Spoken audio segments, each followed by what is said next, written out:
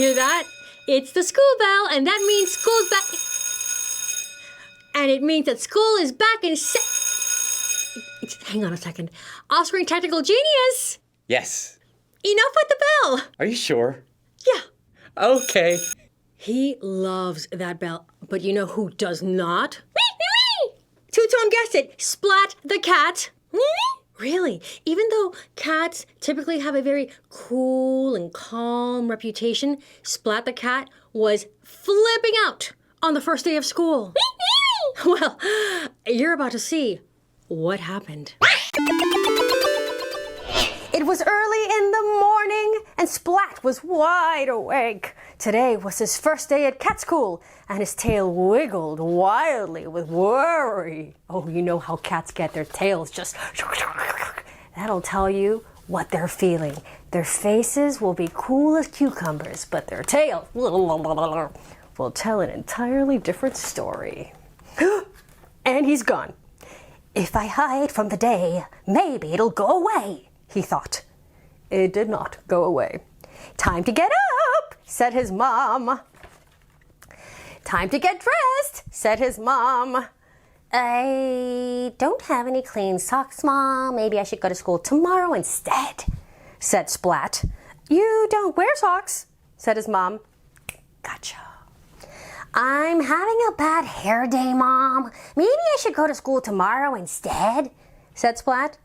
His mom combed his hair. Perfect. Fur Gloop. Oh, Fur Gloop is the best. You can buy it at any major retailer. Don't forget your lunchbox, said his mom. I'll need a friend today, thought Splat, and whoop, look at that. His little mouse friend goes right in there. Convenient. And he dropped his pet mouse, Seymour, into his lunchbox. Suddenly Seymour is going to school. Time to go, said his mom. Oh, look at that. The front door won't let me out, Mom. Oh, look at this. The gate won't let me go with my fingers, Mom. The lamppost won't get out of my way, Mom. Oh, so many hard obstacles in the way, Mom. And yet she managed to get him out of the house. You can ride your bike if you like, Splat, said his mom. So he did, but he didn't say a single word.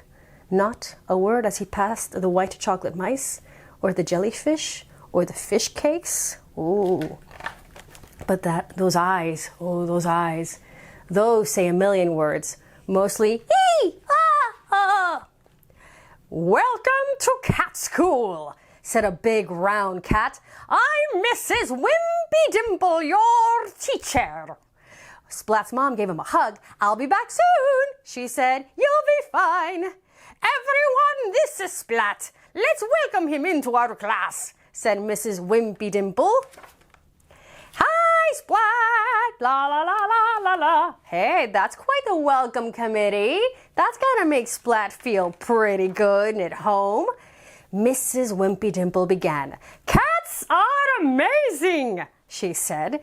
We're clever, cunning, and quick. Am I amazing too? Asked Splat. Yes, you too, said Mrs. Wimpy Dimple. Cats climb trees, drink milk, and chase mice, she continued. Why do we chase mice? Asked Splat. It's what we do, replied Mrs. Wimpy Dimple. Why? Because. Why? Mrs. Wimpy Dimple did one of those. Lunchtime, she announced. Ooh, guess she got tired of the many whys. Sometimes there's so many whys. Splat opened his lunchbox. Mouse! Oh no. And the cats did what cats do. And what do cats do? That's right. You see it. They chase mice. I was wondering about that, but it seemed like such a good idea at the time.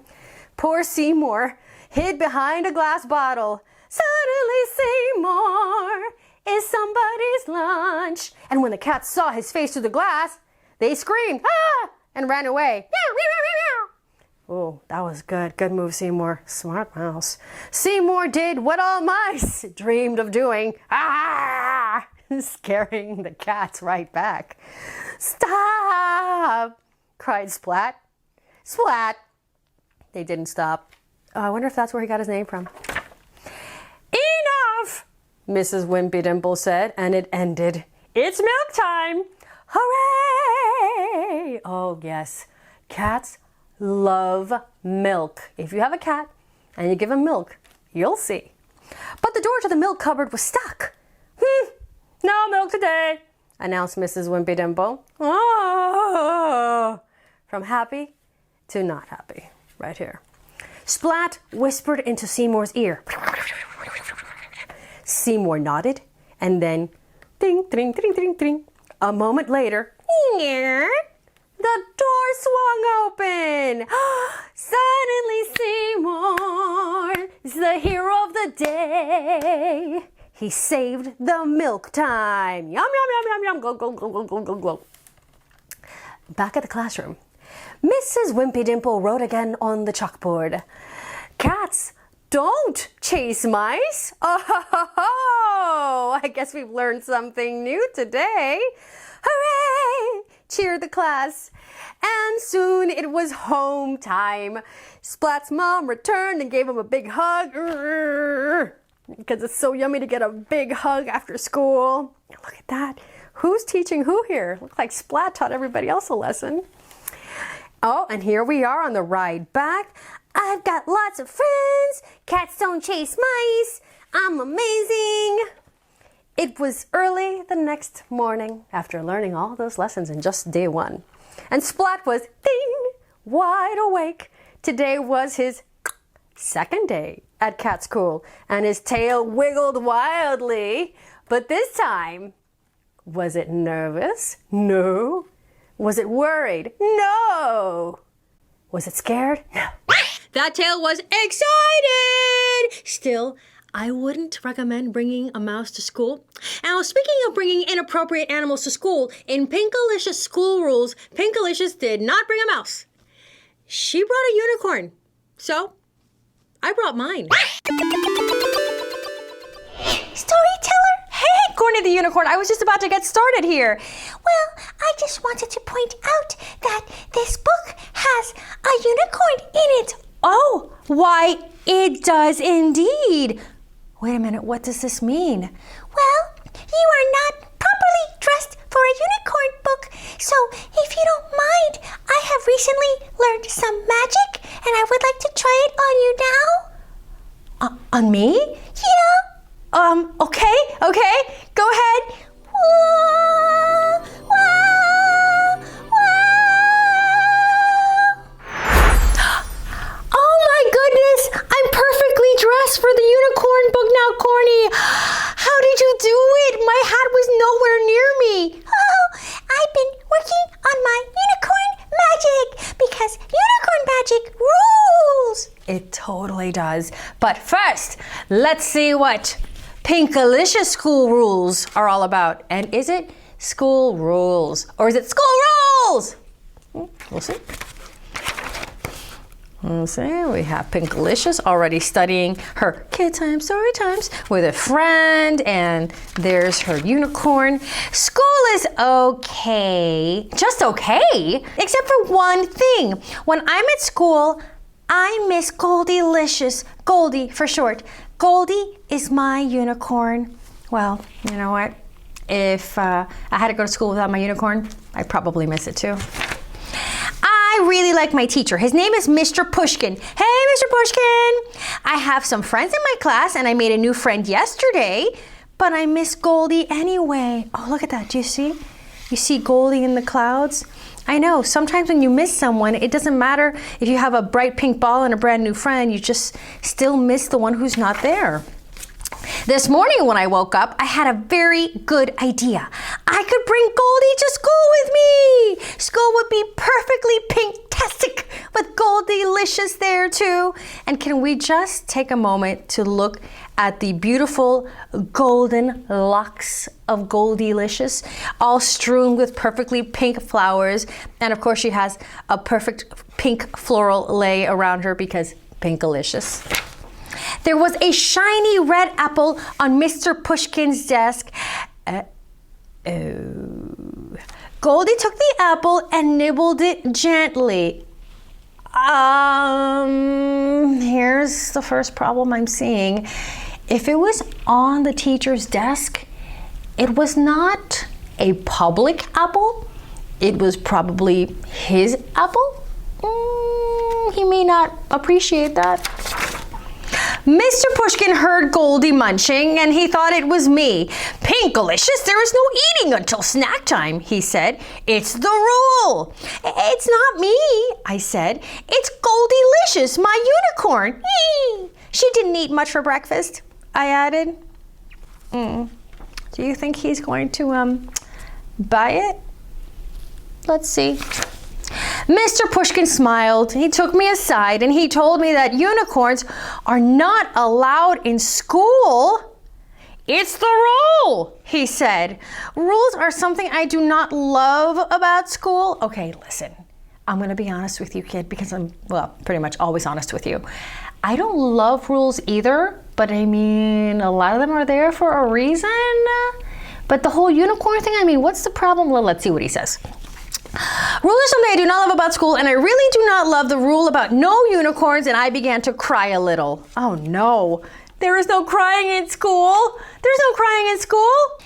Actually, Storyteller, sometimes there's crying. A lot of crying. Well, I guess that's true. Sometimes there is crying in school, but it makes me so uncomfortable. You know what I mean? Does it make you uncomfortable, or are you totally comfortable crying in public in school? I'm one of those who's not so comfortable with that. I cried a little harder. Ooh, well, Pinkalicious definitely falls into the comfortable crying in public camp. "Okay, Miss Pinkalicious," says Mr. Pushkin, who is clearly befuddled. "Your unicorn may stay just this once." I stopped crying. In fact, I clapped and twirled. "But if your unicorn stays, you must teach her the rules," Mr. Pushkin said. "Do you think you can do that?" "Yes," I said. "I know I can." Yes, I know that Goldilicious can, because unicorns are very good at following rules, but we just have to know what they are. But now I know, do not eat the teacher's apple. Yay! That's the first rule, I guess. Here we go. At reading time, my favorite time, Goldilicious was very quiet. Goldilicious helped me with my math. Unicorns are very good at counting. That is good to know. 1, 2, 3. When it was time for recess, I showed Goldilicious how to line up by the door. Goldilicious did not push or wiggle or cut the line at all. Of course not. Everybody knows that unicorns are famous for being kind, thoughtful, and well-behaved. Those are all true facts. We just have to know what the rules are. Goldilicious played nicely with the other kids. No surprise there. Everyone had so much fun with Goldie and me. I didn't know I had so many friends at school. Well, you know, when you share your unicorn and your goodness, I think you're going to make a lot of friends. Soon it was time to go home. Goldie got my backpack. Thank you. Off it took. "Tell me, Pinkalicious," said Mr. Pushkin, "did you and your unicorn have a good day?" "We sure did," I said. "School rules!" So it was school rules and not school rules. Good to know. Honestly, I think Pinkalicious and Splat handled the first day of school very well. Unlike Pout Fish. You said a fuchsia fish just when you thought Pout Fish could not get any poutier. He got poutier. The question was, would anyone or anything be able to turn that frown upside down? A long time ago, when Mr. Fish was very small, he headed off to school for the first time of all with a from his parents and excited for his day. Mr. Fish rushed in, then, lost his way. Oh, yeah, that's a bummer to start off that way. Look at everybody gathering. Oh, there's Pout with his mommy and his daddy, and they are smooching. And look, it's Crush, or at least Crush's cousin. The big fish around him knew exactly where to go, finding lockers, finding classes, in a smart, fast flow. Mr. Fish, left behind, with his grin sinking thin, finally stopped at a doorway and he shyly looked in. The class was doing writing, and most everybody knew it. So he tried to print his name, but he just couldn't do it. Oh, man, that's rough. Look at that, peeking in. Looks like we have, ooh, cool teacher. And, ooh, a copy of Captain Clam. I heard that's a good book. So he flub, flub, frowned, making blub, blub bubbles. And he plopped down his pencil and he counted off his troubles. Trouble 1. I'm not smart. Trouble 2. I'll never get it. Trouble 3. I don't belong. So 4. I should forget it. Oh, no, no, no, no, no, no, no, no, no. He floated with a frown down the long corridor. Then he sneak peeked to look through another room door. The class was drawing shapes, and most everybody knew it. So he tried to make a rhombus, but he just couldn't do it. Oh, no, he just couldn't do it. Oh, no, he just couldn't do it. So he flub, flub, frowned, making blub, blub, blubbles. Then he plopped down his pencil and he counted off his troubles. Trouble 1. I'm not smart. Trouble 2. I'll never get it. Trouble 3. I don't belong. So 4. I should forget it. No, no, no, never. He drifted down the hallway with a doubt face. Then he spied another doorway. Maybe this was his place. The class was doing math and most everybody knew it. So he tried long division, but he just couldn't do it. So he flub, flub, frowned, making blub, blub, bubbles. Then he plopped down his pencil and he counted off his troubles. Trouble 1. I'm not smart. Trouble 2. I'll never get it. Trouble 3. I don't belong. So 4. Forget it. He rushed towards the exit. That's enough, I say. School is way too tough and I'm not going to stay. Then a soft, kind voice said, don't you fret. You don't have to know things you haven't learned yet. Your classroom awaits. I'm your teacher, Miss Hewitt. I'm here to help you learn and I know you can do it. Miss Hewitt to the rescue. You're a fish who is smart. With practice you will get it. Young fish, you belong. Don't you ever forget it.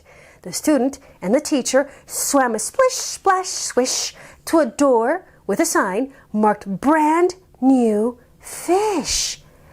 Ah, now he found where he belongs. Miss Hewitt said, good morning, I'm excited you're all here. Together we will have a spectacular year. Fact 1, you are smart. Fact 2, you can get it. Fact 3, you belong. So 4, don't forget it. The class got to work and Miss Hewitt helped them through it. They listened, then they tried, and everyone could do it. Mr. Fish gave a grin. Goodbye, blub, blubbles. No more doubt, worry. No more flub, flub, troubles. He swam with his class, Miss Hewitt by his side, as the students and their teacher said with confidence and pride, Fact 1, we are smart. Fact 2, we can get it. Fact 3, we belong. And 4, we won't forget it. For a while there, weren't you convinced that he was just going to swim away? Thank goodness everyone in kinder guppy class was so nice. Ghosty is reminding me that in ghoul school, there were some mean ghouls. So mean. Mimi the ghost had to deal with 3 of them. They made me mad too, and Mimi was under so much pressure to fit in with everyone. And then came the big showdown. Mimi doesn't look like the other ghosts, but she wishes she did.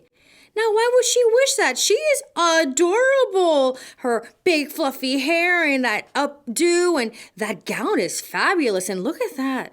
She has a gorgeous, very confident-looking white cat.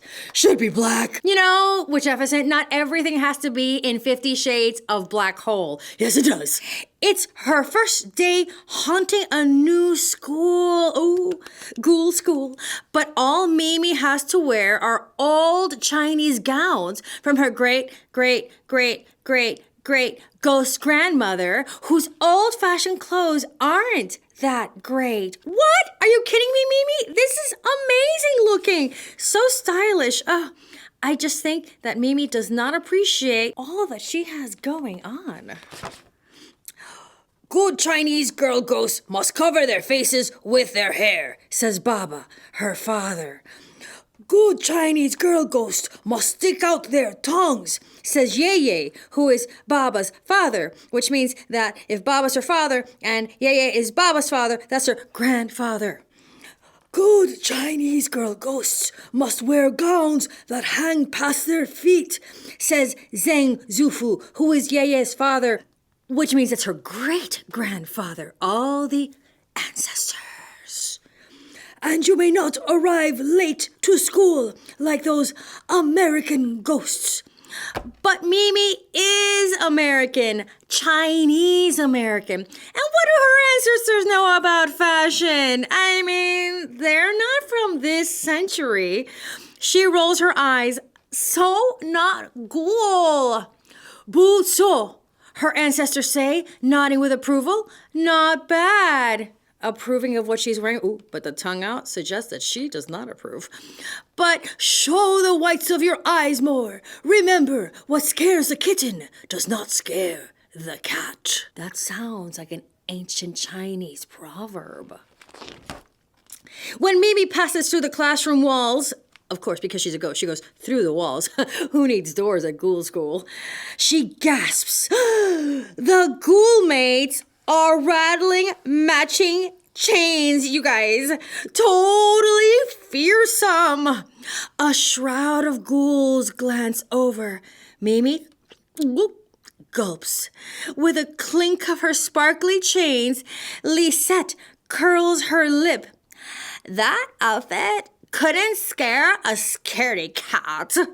The older ghouls titter like this as they glide away. And Mimi is glad no one can see her face because she has a frown that I hope she can turn upside down. Meanwhile, meow. The cat is giving the ghouls serious side eye. At home, she pleads with her ancestors. May I please wear something more ghoul? I want to look horrifying, not horrible. Boo-ning, says Baba, which means you cannot. Boo-shing, says Yeye, which means you cannot. Poo-kei, says Zhang Zufu, which also means you cannot. Wow, that's a lot of different phrases for you cannot. And good Chinese girl ghosts are not permitted to show their feelings. Cannot. A scream builds inside her, but she holds it in because Mimi has, bling, an idea. The next morning, Mimi clears her throat. I can't moan today, she says in a sweet voice.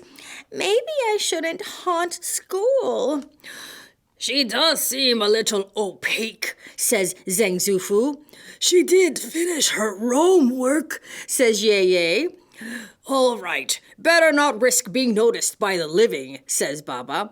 As the proverb goes, those proverbs, ghosts who show themselves must be ready to be seen. If Mimi hears one more Chinese ghost proverb, she will shriek.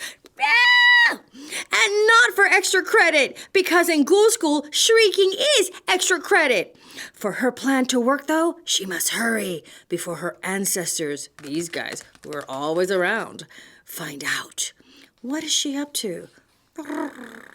Only the kitty cat knows. Mimi can't wait to blend in at school. Blending in? It's overrated as far as I'm concerned, but she wants what she wants. She slips off the old gown and leaves it there under the watchful eye of her guardian cat and floats tall in her sheet made of spirit money. Good morning, Mimi moans confidently. The others stare. That does not look good. She shakes her paper chains, but they make no sound, and then her outfit begins to fall apart, soggy from the river water in her hair. Why is there river water in her hair? Okay. Oh, sneer. Pointing, laughing. Pray tell, where did you find that outfit? Asked Lisette. Ghosts are us? Scare and save? Float for less? Those are perfectly good stores. Ooh. Ghosty shops there. Okay, you guys, or you ghouls. The ghoul mates screech with laughter, and Mimi's gray heart splits in two. She rushes out, raining tears all the way home. In the rafters, Mimi hides in the cobwebbiest corner, but she's not alone for long. Mimi? Baba, Yeye, and Zhang Zufu's jaws scrape the attic floor. Her paper sheet? Her ancestors say nothing. Oh, that is so bad when they say nothing. Which can only mean she has offended them deeply. Whoa. Sometimes the silent treatment is the scariest of all. The following day, Mimi drags herself back to school, and to her horror, a nauseating sight greets her. The most popular ghost stole her look. Yeah, you go, ghoul. Oh, yes, ghoul, yes. What? What happened? Mimi left the gown her great ghost godmother's great grandmother. Okay, you know who I mean. Left that gown back in the chair with the guardian cat. Yes, there. Left it there. Ran home crying. And look who picked it up. Hey, that's my gown and my hairstyle. Mimi's throat aches. I was curious who wears it better. Now we know. And Lisette strikes a pose. Woohoo! Yeah! But it doesn't belong to you, Mimi whispers. She thinks of all the ghost grandmothers and ghost grand aunts who wore the gown before her. Her heart burns whiter than white. She tries to bite her tongue, but she doesn't try that hard. Mimi is tired of being a good Chinese girl ghost, and you know something's about to happen. She's about to blow. You can change your clothes, but your clothes can't change you. And her tongue is like, bah! And her eyes are burning black, and her hair's flying up, and all her ghostly auras are just zapping all over the place. And the girl who took her gown is terrified. Mimi's ancestors, who floated in secretly to check on her, glow with pride. Zoom, zoom, zoom. Ah, yes, true change happens from within, says Baba. She heard that wise proverb from me, says Zhang Zufu. It was I who taught her that one, says Yeye. Actually, says Baba, those words came from Mimi's heart. And they are as proud now to make up for all that disappointment from before. Mimi doesn't look like the other ghost, and she has never felt this spectacular before. Lisette turns pale as her friends surround Mimi instead. You really scared up a storm in that old garment, she says. These beautiful gowns came from my great ghost grandmother. That's her. Yes, that's who I meant, says Mimi, who was pretty Great. And guess what? You're not wearing it better. You're wearing it wrong. Oh, ghost burn. All eyes are on Lisette as she squirms in the crooked gown. I'm so bored of sheets, she wails. That's no excuse for ghastly manners. Mimi turns to her new ghoul friends. Let's roam. Lisette gasps. Wait, don't ghost me. I'm sorry. No more mean-spiritedness, I promise. Truce? Will she accept? Mimi shimmers with hope. Can mean ghouls change? No! Some can't, but can others change? There's only one way to find out. She reaches out and shakes Lisette's hand. Truce. If you really like my gown, you can borrow it. Just let me show you how it's tied. Oh, I think we're beginning to see the beginning of a beautiful friendship. Heart back together again. Gray heart beating happily. Boom, boom, boom, boom. Or maybe it's more like boo, boo, boo, boo.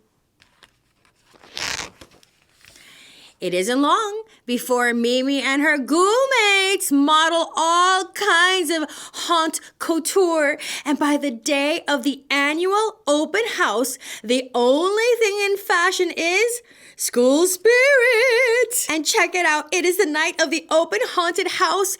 And look who are friends. And look who's happy watching everything happen. And everybody's just feeling comfortable. And she's proud to wear her great ghost grandmother's dress. It's like I always say, you've got to creep it real. You actually got the moral of the story? You don't get to be witch and famous like me, relying on witchful thinking. Okay. If the broom fits, fly it. Are these old witch proverbs? I always say the spooky to happiness is confidence and a true belief in yourself. Are you speaking in puns now? Confidence makes you irresistible. Irresistible. That's pun number 2 now. And if you've got it, haunt it. That just really happened, right? I think we've all just experienced a paranormal event. I still can't believe that all that happened. So if Mimi can find her confidence, and Pout Fish can find his smile, and PInkalicious can learn the school rules, and Splat can overcome his fears to have a great school year, so can you. Now? Okay, now.